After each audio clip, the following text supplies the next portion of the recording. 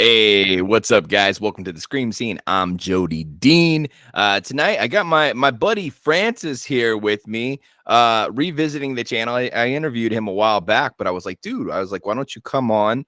It's Father's Day right now. We were both celebrating, but I was like, you know what? Let's jump on here and talk film talk real quick. Horror, whatever. If it has to do with indie filmmaking, it floats my boat. I think you guys know this, but go ahead and welcome Francis, buddy. What's going on with you? How are you? Oh no, I'm fine. I don't know if you saw my last film. I decided I don't want to make comedies anymore. Really? I got that in my brain. W- Well, we're still gonna do them because Dan writes them, but I did that serious one, and people got a lot of good reception. And yeah, that's been on my mind. yeah. Well, I watched the film, the Anxiety. I forget the name. Yeah, The one. distance. Yeah. Okay. Distance. Yep. I had watched that and I thought it was shot well and it had an impactfulness about it. And I think it shows how simplistic you, you you can do something and make it impactful. And I think that's kind of what we were talking about off camera, Yeah, or while we weren't recording yeah, was, a lot of indie filmmakers, they get scared, they go down the rabbit hole and try to figure things out. And then when they do that, they hear other people's stories and then they start trying to follow that path. But yeah, in all actuality, I think that a lot of newcomers, new filmmakers, they create obstacles that they don't need to create. You yeah. think so? What are your thoughts on that? Yes. Well, it's the thing I hear sometimes when new people join the Ottawa Film Group. I need a budget for my first film, and I need to hire some actor. What are you? And I'm going, what are you talking about? Just make a film.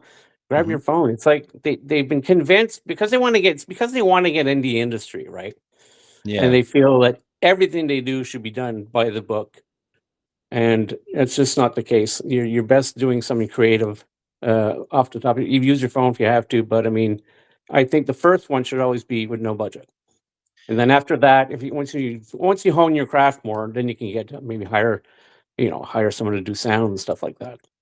Yeah, that, you know what? That definitely makes a lot of sense. And here's the thing. I said this to you too before we started here is uh anybody that wants to make a film, I don't want them to feel like there's obstacles stopping them from doing it, because Yeah, today more than ever it is easier than ever. I mean, you still, yeah, if it's going to be good or somewhat good, like you still have to yeah, be creative. You got to put some effort into it. But yeah, I mean, don't let money hold you back. I mean, you're going to have something. You're going to have at least a phone, most likely. yeah, But that's the age that we're living in. Is if you wanted to make a movie, you could make a whole movie with a cell phone. yeah. It's been done. It's been done. It's absolutely been done. In fact, we're seeing it more than ever. People's short films, and they're bragging about which phone they used and Yeah, this and that. Like, oh, I used the iPhone such and such, or I used this. And they're making these phones now, where they have like these all these different features. You got the grid, you got the white balance, yeah. you got HD, you got 4K, you got 5K. Like, that's mind blowing to Well, me, my phone has 8K allegedly. I've never shot in that, but dude. I have not shot in 8K yet either. My second movie is in 4K. And at the end of the day, once it goes down to DVD, it's not going to hold true 4K. You're going to lose a little yeah, bit there. yeah. It doesn't hurt us when we stream, of course, but Mhm. um yeah, it's always a sadness, man, when there's somebody that's very passionate about this. If you're a new filmmaker and they're like, "Man, I want to make my first movie, but I don't got the money." And I'm just like, you and we see eye to eye there, man. And Yeah, that's because we're so passionate about it. We're like, money is not going to stop us. We're going to figure out a yeah, way to do this. If we yep, got to make the shittiest film in the world, we want to do it so bad, we're going to make it. yep. Yeah. So, I mean, what kind of obstacles have you truly faced as an indie filmmaker, would you say? Well, I've been pretty blessed. I know people are good actors and all that, but this is true in filmmaking in general. But the obstacle to me is sound. Mm. It's such a pain. Yeah. And there's so many things that can go wrong. And the last thing I shot, comedy thing, I put the autofocus on, and then there's little noises. So it's just getting the sound to be good Hmm. and not to have like glitches in it. But I mean, other than that, I don't feel much blocks me. I mean, if I want to make something more of a budget, I suppose it would be a barrier. But right now, it's not really what I want to do right now. Stuff I want to do right now is doesn't require a bunch of fancy stuff. But in filmmaking in general, certainly sound is the hardest part. Yeah. And you know what? Here's the interesting thing about you saying that. Okay. So I've been dealing with sound my whole life. If there's one thing I don't have Yeah, an issue with, it's sound. I've owned, a few different recording studios. I've been doing music forever. But I talk to filmmakers that have made movies with budgets. Whoa, we got some paranormal shit going on in here. oh, Um, a little light flicker right there. There's no storming going on outside. That shouldn't yeah, happen. But I've talked to some guys that have made movies now where they've worked with $1 million. They've worked with 2 million, 3 million. And these guys tell me in interview and off air, Jody, we had so many sound issues. We struggle with yeah, sound. And I'm like, no matter what level you're at, there's struggles.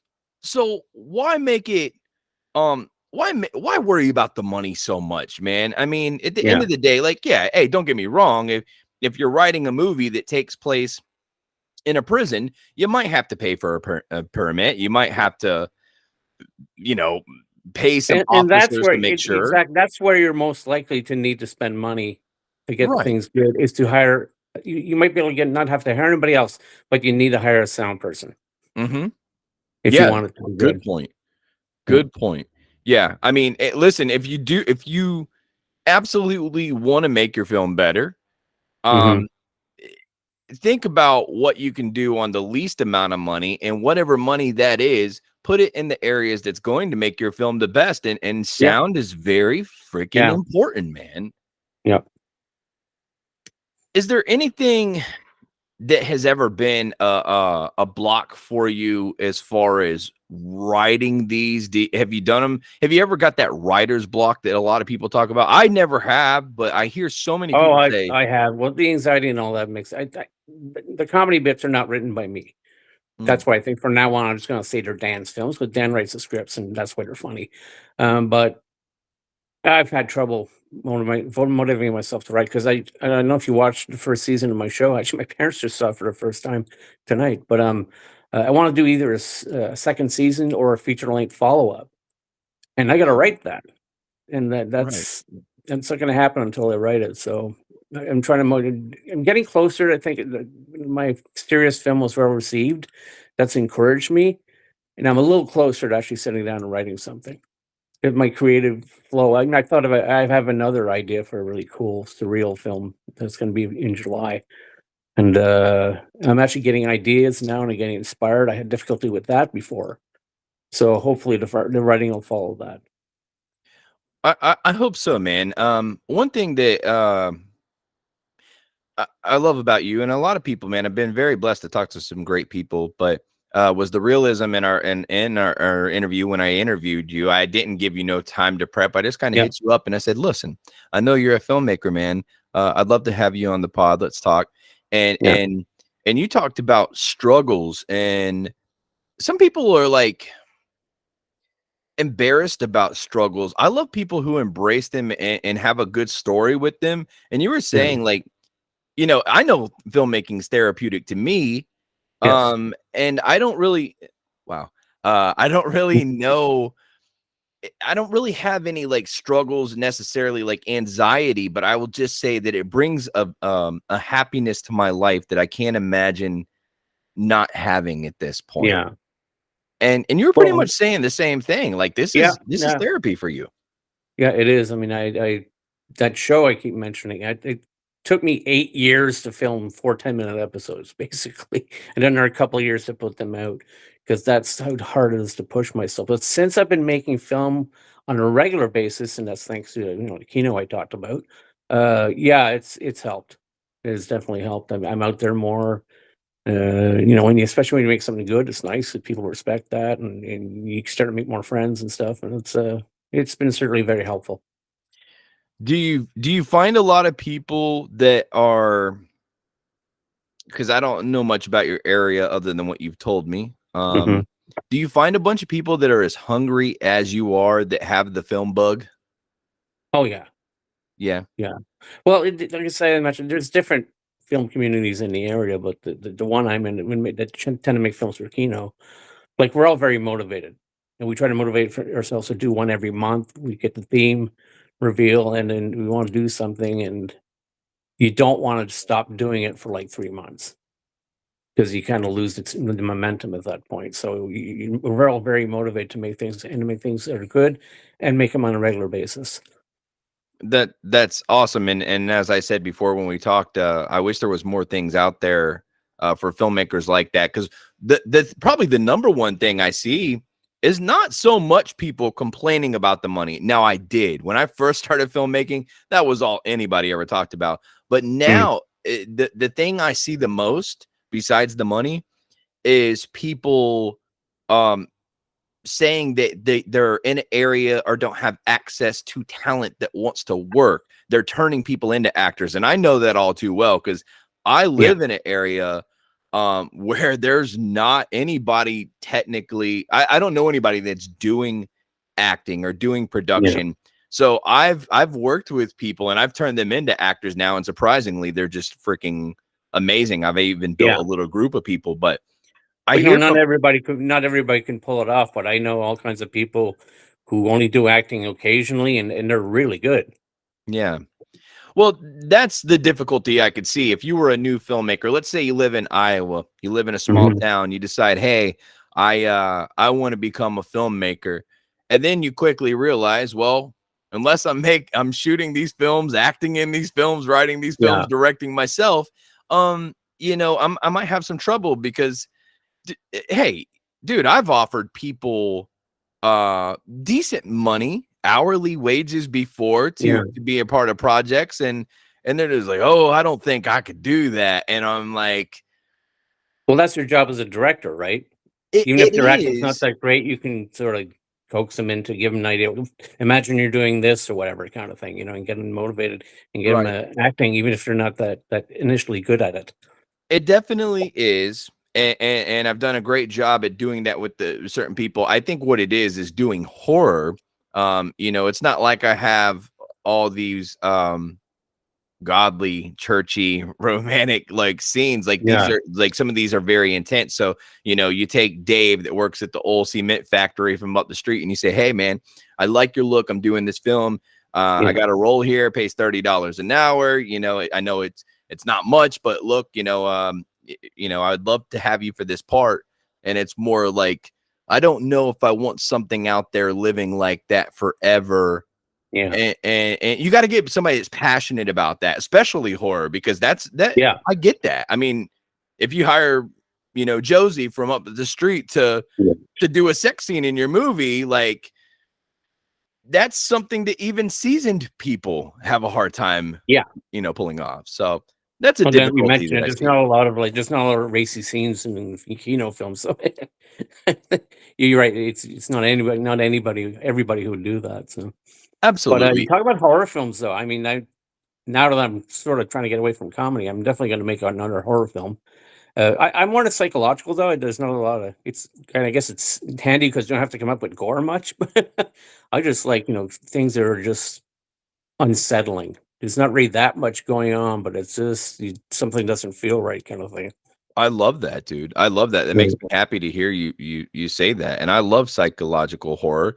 I don't have any written, but Mhm. I do enjoy watching them, and I Yeah, love that. In my opinion, those films give you a lot of opportunity to have a slow burn with a grand finale of a build up. yeah, And I'm not a big fan of slow burn films, but the whole world is. yeah. And I appreciate them. When I say that I'm not a big fan, like I still watch them. I still No, no, enjoy them. you're more into the gore and stuff and I love slashers. fast pace. I Yeah, I love when a movie opens up with a big punch. yeah, Um, and I like it to be a in your face type punch. yeah, That's one thing I think I love about the Wrong Turn franchise. The first movie, big punch. The second movie, that's one thing they do almost in every single one of the films in that franchise. They open up with a big kill, and it's very intense. It gives you an idea what you're dealing with, how violent it is, and now you know you're in for a ride, but you don't know what kind Yeah. of turns it's going to take. Is it going to turn you upside down and all that Yeah. good stuff? And really, that's my style too. I'd say the only difference in my style is I have a very um choppy, fast tempo style. And the reason for that is I think that comes from like my YouTube shit, because people have always said, man, your style is like you constantly keep me on the edge of my seat. And when I'm writing the script, I'm thinking about that. I'm like, I want to keep them on the edge of their seat. Like every 5 minutes, I want them to think that they have a chance to maybe go, no, you don't. Yeah, like you had a lot of twists in Mallet. That was cool. Yeah. Oh, the first one. Yeah, Yeah. dude. I seen you pre-ordered the second one too, Yes. by the way. Thank you Mhm. so much. My Uh pleasure. awesome guy, awesome supporter, man. But I am excited to hear that you're gonna be jumping into horror, talking about Yeah. psychological. And you know what? I can see you doing psychological good because Distance, it had a vibe there that Well, it had a bit of. I mean, there's horror in the fact that you're trapped in your own mind, kind of thing, and that line where he says, "Just do it." I mean, that initially was supposed to be just get off your ass and do it, but of Mhm. course, it came across as that or just go ahead and commit suicide. And that brought Yeah. a real darkness into the story. So there's a bit of horror elements there, I suppose. If you think of it that way. I think there is too. Now, did you film that or did you write that or how did that all go down? Tell me like Well, initially, like I hadn't had a creative spirit where ideas popped in my head for many years. And initially, it was going to be just I meet myself on the road and talk to myself would have been kind of eh. But then I was trying to fall asleep, and just like it used to happen, all the shots popped in my head just automatically. So I had like maybe 15 shots. I shot another three to fill it up. If I came out the traffic light bit later on, and it's funny because the one I'm doing in July is the same thing. I got the idea, just hey, this would be cool if I shot it like this, but then it ends up having meaning. The mhm. the things that popped in my head were not random, that they're all part of a process of me, exploring myself and things or exploring any subject, and, so yeah, that's how it came up. I mean, it just came from my subconscious to some degree. I I've seen your funny stuff and Cool. it's funny and even your acting like you have a lot of great elements in what I have seen. Mhm. When I seen Distance, I really did enjoy it, man. I was like it reminded me of what I love about short films, and I still call them pitch trailers. When I first started making films, Yeah. in my 20s, the guys I was working with, we knew people that were investors that had big credits in film, and they've done some huge stuff. Like without name dropping too much, like remember the movie The Hitchhiker?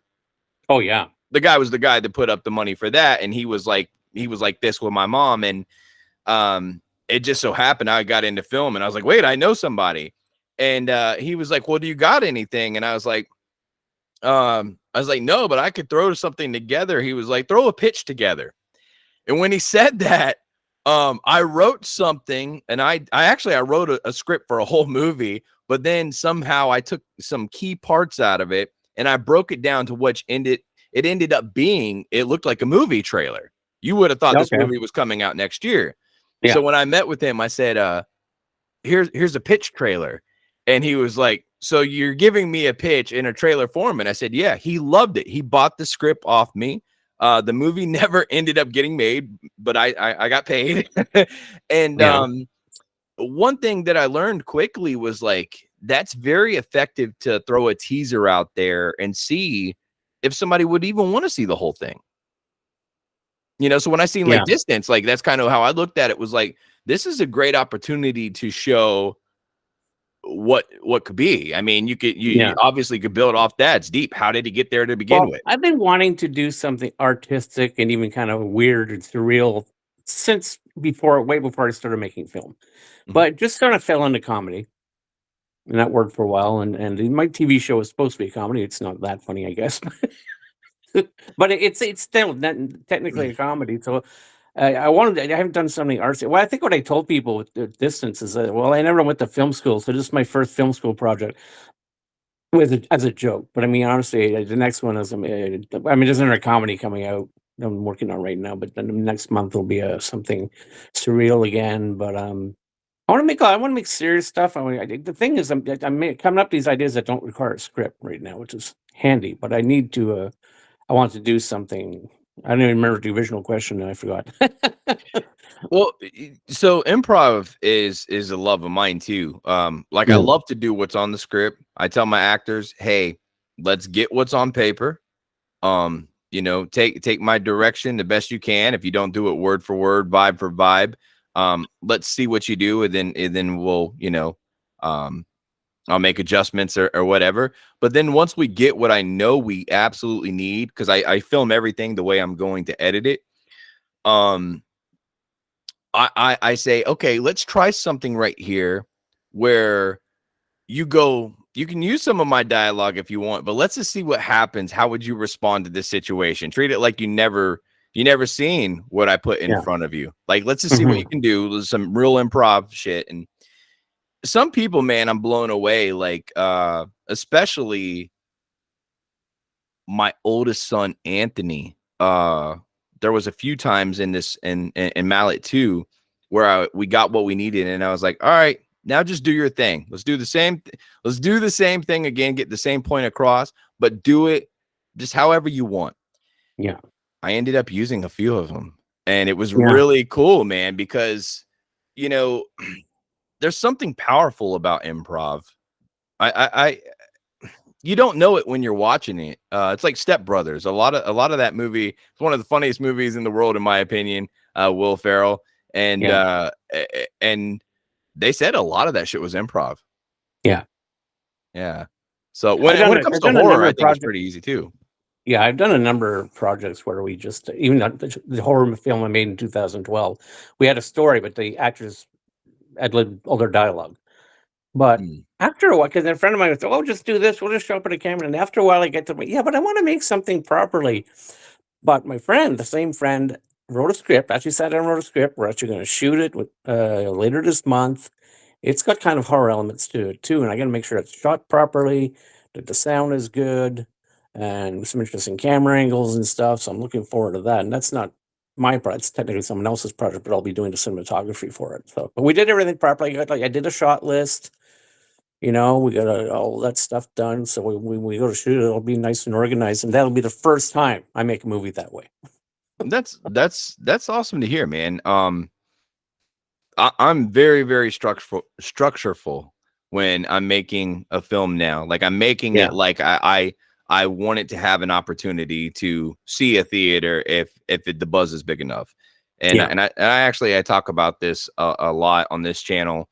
Um, in the horror genre, it is you have a really good chance that um your film can get a good buzz very easy, very early on, and that's what it takes to end up in theaters nowadays is that Mhm. pre-buzz. If you can Yeah. get somebody buzzing about your film before you've even started filming it, like you've really got something. They're going to come to you. How do you go about that? Because it's what's kind of sucks of it. I make films, but I put it on YouTube and it gets 39 views. And it's like I did really good work here. I want more people to see it, but uh, Yeah. I don't necessarily want to put things in for film festivals. It just I don't know the trick of putting stuff on YouTube, I guess, and getting people to watch it. Well, it is it's tough, all right? So I remember in my 20s when I was making films and I was making short films and making pitch trailers and doing all this stuff and uploading on YouTube, I was seeing Mhm. the same response back then. I would Yeah. see maybe 30 people would watch it. Sometimes I'd get lucky and the algorithm would pick it up and it would get 600 views, 700 views, Yeah. and I was tickled to death just about that. Yeah. So now seeing my trailers get eight, 6 or 8, however many thousands of views is like, it's mind blowing. But you also look, I've been doing this since 2018. I didn't start Yeah. out getting these kind of views.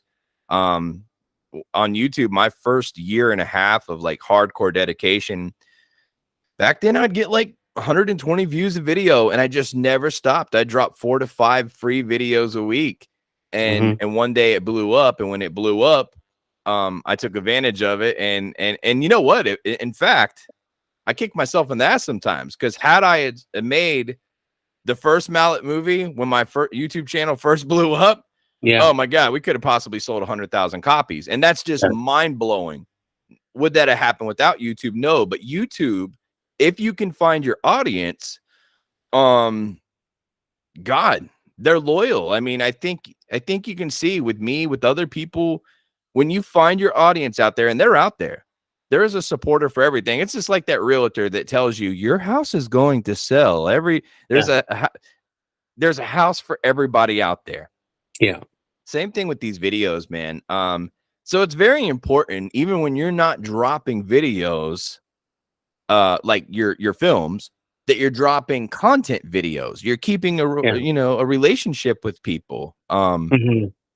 It's very powerful, brother. And honestly, one of the most disturbing things I think about it, as far as being a filmmaker, is making something and it not getting seen. Yeah, that sucks, bro. I see that dude. I see that for people that are spending $1 million to make a movie. I talked to this guy 3 months ago, and I didn't put this in the interview that we put out, but he told me off camera after our interview. He actually said it in the interview, but he improvised. Like he really went into detail off camera. He said, Jody, we spent $947,000 making this movie, and you've sold more copies than we have. Now, the difference was, this isn't a YouTuber. He has 300 followers on his Instagram. Somebody put up the 900 grand for him to do this movie. Wow. Went to theaters. Nobody came and watched it. I think they made $3,000 at the box office. Yeah. It quickly left the theaters. And it was just a total bust. And one way, I was sitting there and I was like, wow, dude, like I was sitting there. I'm like, wow, I'm super blessed. The other hand, I was just like, how many people are dealing with this and we don't know, because it's not publicized. He couldn't talk in depth about that in the interview.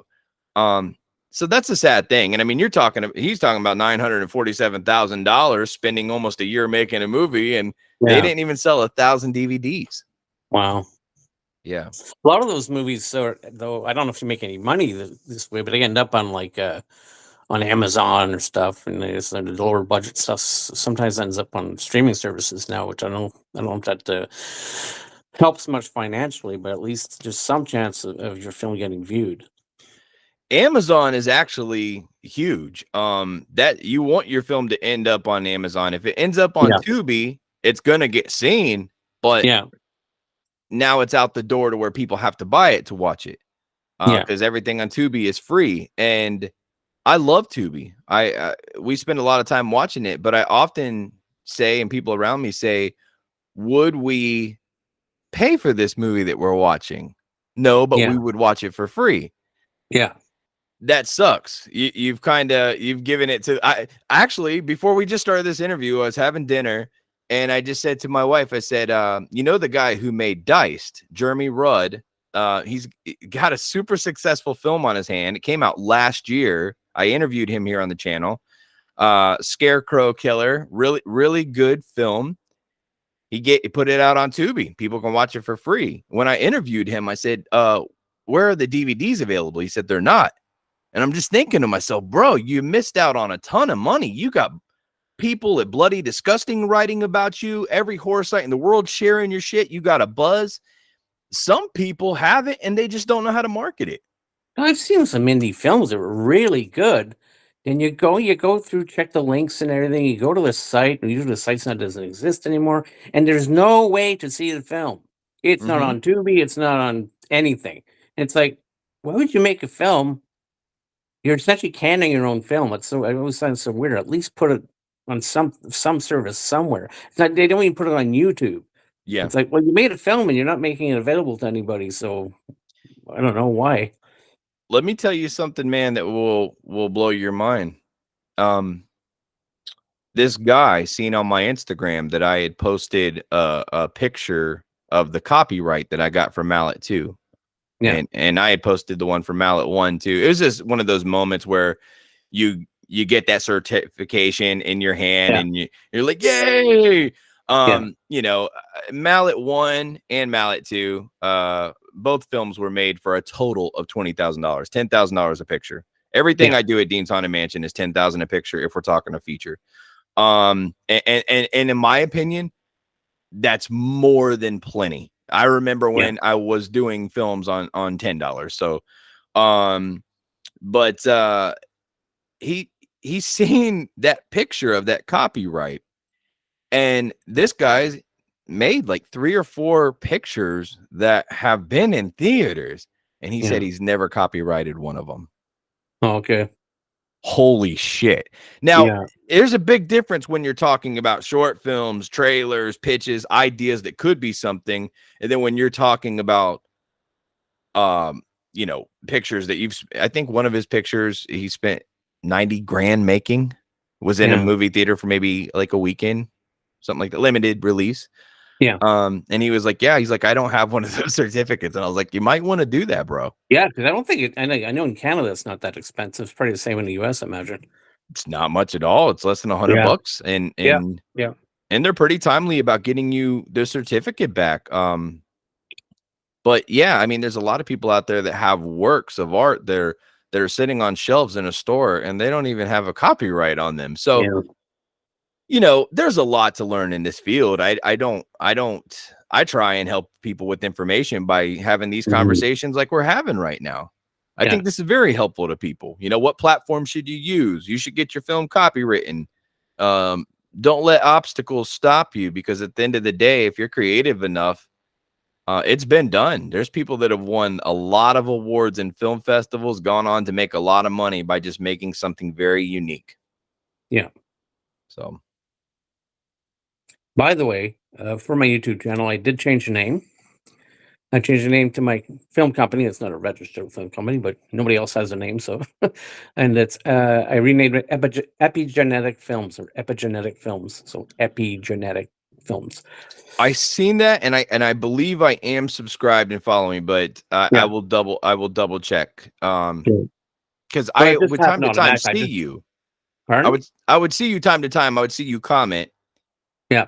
and then this one day you posted the distance film. I think it was either on your wall or I was just on YouTube and I seen it pop up and I was like, hey, Yeah. that's Francis. And so I click on it and I watch it and I was like, that was great. And then I quickly realized, okay, wait, this must be his official page. Yeah. And I followed it. So yeah, hey, listen, you know, anybody that watches any of these videos, I'm hoping that they go down the rabbit hole of anybody I ever talk to. Yeah. Um, this platform is not as big as my other platform. However, anytime you get a new watcher, it's a beautiful thing, Mhm. man. And it all adds up in the end. So Yeah. When you say that this is not your bigger, what is your bigger platform? my biggest platform is the Hunting the Dead channel. Okay. The Hunting the Dead channel, I have a Yeah. Yeah. Yeah. Oh, okay. I quarter see. million followers. Yeah. Yeah. Yeah. And the Scream scene, I think I have like 11.4, 11,400 and something, Yeah. which is not shabby at all. Don't get me wrong, but there's a major difference. Like, I can't post anything on the Hunting the Dead channel that won't get a minimum of 8,000 views. On this channel right here, it's still in the baby stages, but I think it's Yeah. going to be huge. And I think when it is, people will go back and binge watch all these videos and they'll Yeah. enjoy them and go down the rabbit hole. And, um, I've I'm been already meaning to seeing go. it. Yeah. I've been meaning to go back and watch the early ones.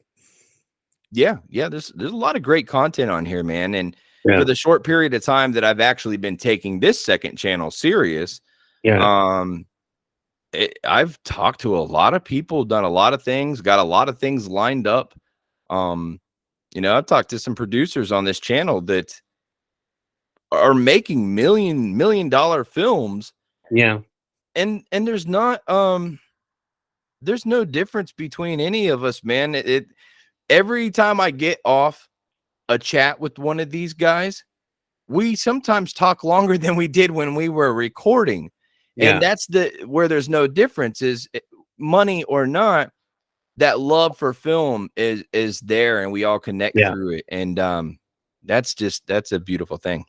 Yeah. No, you're talking about, what motivates me and all this stuff. But also, I'm 59.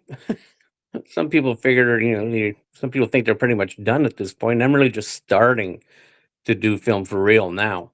So that's pretty cool. I don't if your heart is in something, man, you know, it Yeah. doesn't matter how old you are, how bad your situation is. Where there's a will, there's a way. Yeah. And I can honestly say if my first film wouldn't have made any money, that I would still be making my second film. Yeah. Um, and actually, one of my happiest moments about my first film making money was the fact that I could continue to make more pictures and step my game up and just do a little Yeah. bit better. I don't want to. I want to make B movies, but I want to make A+B movies, if that Yeah. I know makes what you mean. sense. It's Yeah. my Yeah. best ability. And even from my first film was 1080. Second film was 4K. I That's not necessarily something that I'm not looking to step up to 5K Yeah. or Yeah. 8K on the next film, but stepping up in ways of quality. I'll tell you this: the cinematography that I did on Mallet 2 is one of the things I'm most impressed by, and then second is the score that I did for Yeah. I'm looking forward to hearing the score, especially. Yeah. bro. I've never been more excited about music I've produced. Um, so much so that I've been talking to different vinyl companies trying to get somebody to do a limited run of vinyl for me.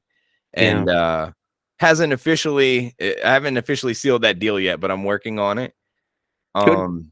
And even if it was like a few hundred copies, it would be so cool because the soundtrack for it is a lot of people watching this, and even you wouldn't know, but I've put out a lot of albums, man. A lot of them Yeah. I've buried, a lot of them sold out, they were limited. I've put out a lot, mixtapes, albums. There's one album on your Spotify that's completely different from everything else, and at the point that is that actually Jody's album? You know what I'm talking about, or um I don't it's know. it's almost like experimental guitar rock kind of thing, but it sounds so different. I'm thinking, is that the same Jody Dean they just put on the wrong page, or is that just something Jody did at one point? I've done a lot of different kind of stuff. I think at the end of the day, like, I could get off this interview with you, crank up the studio, and I could make a rock Yeah, song, or I could make a country yeah, song.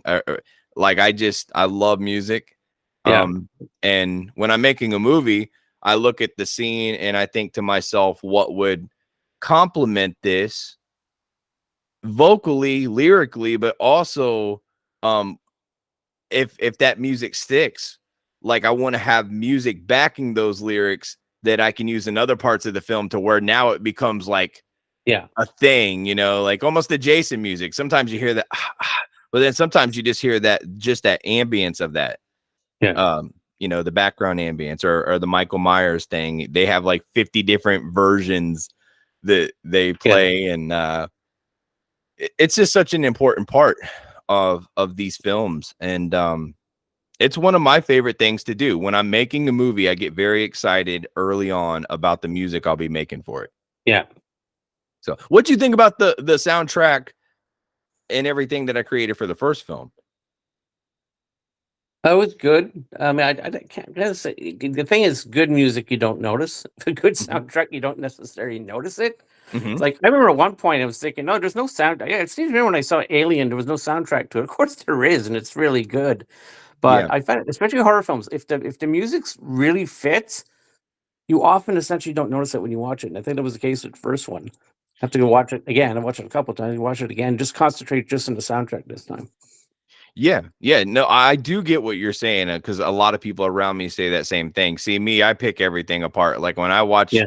let's say The Conjuring, I notice everything from the lighting they're using to their shot list to their color correction to the sound. I'm listening to everything. Like, I'm overkill with it. I have people watch movies with me and be like, even though I don't say anything, they'll be like, man, I can tell how hard your brain's working right now. And I think that's why, even though I don't have a lot of things under my belt, like I am fairly pretty fucking good, I feel, at making films, considering I Yeah. don't have a lot leading up to this point, just because I've always studied them. Like, you just hand me a camera and I know what kind of shot I want, Yeah. you know. And as far as lighting goes, like, I can tell you how they do the lighting and color correction. I don't use color correction filters. I do my own. Like, I Yeah. legit mess with the controls and I do that to every single clip. It's very time consuming. It'd be so much easier just to find a filter you like and drag and drop it on there. Yeah. I just don't have it in me. I can't, I don't know. I can't do it. Yeah. But one thing the reason I wanted to talk to you is because it seems like we both really do appreciate indie filmmaking. Yeah. And I think more people need to bring conversations up that nobody's talking about, because there's going to be some indie filmmaker, if it's one guy that goes down the rabbit hole and listens to this interview right here, look how much he could take away just from this. Yeah. Yep. So sound, Yeah. you know, and anxiety. There's so many things we face, and don't let money and things like that hold you back. Yeah. Definitely just strap up and dive the fuck in. Yeah. Absolutely. Anything you want to plug, man, before we jump off here? I think I've already mentioned everything I'm working on, so no, I've already plugged it. Well, definitely, you know, probably time to time, man. I'll have you back on, man. I say that to a lot of people, and so far it's happened because as filmmakers, we constantly have something that pops up. Yeah. Yeah. So, you know, we'll probably have you back on, but go ahead and stay on here for me, guys. We're gonna Okay. jump off here right now, but smash that thumbs up, comment below, share this on social media. Always feel free to check out any of the guests that I have on the show. I encourage you to, man. And make sure those notifications are on, because I do post every week. I post multiple times a week here on this channel. And I think there's something to learn, even if you're not a filmmaker and you're just curious about how these things may work. We at some point we touch base on all of them. And I think that has a lot of value. So love you guys so much. Be back in a few days. But until then, sweet nightmares.